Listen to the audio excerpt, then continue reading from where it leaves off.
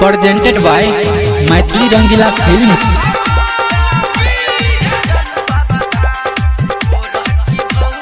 DJ Badal Raj, DJ Badal Raj, Gorakh की भौजी काजा में धूका मायरा के चलू बाबा धाम।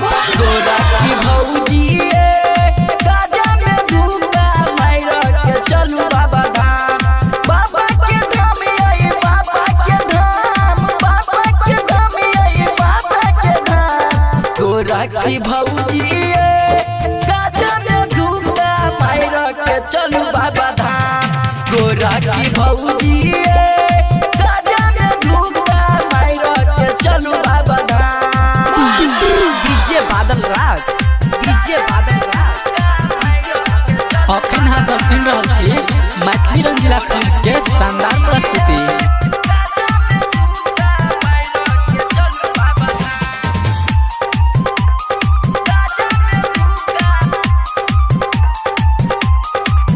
रहते डीजे नीतीश के भौजी लल्लू कामर अहाँ झमकौआ।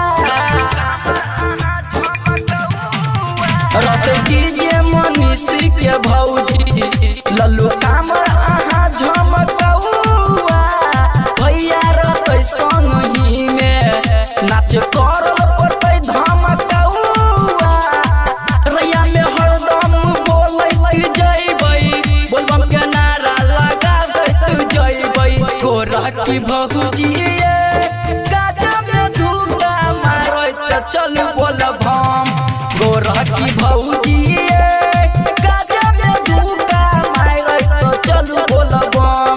गोरख की भौजी। अभी आप सुन रहे हैं मैथिली रंगीला फिल्म्स की शानदार प्रस्तुति।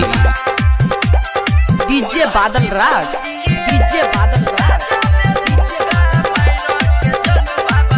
हये राम भगत बम जइतै गेरुआ रंग बन के पगड़िया।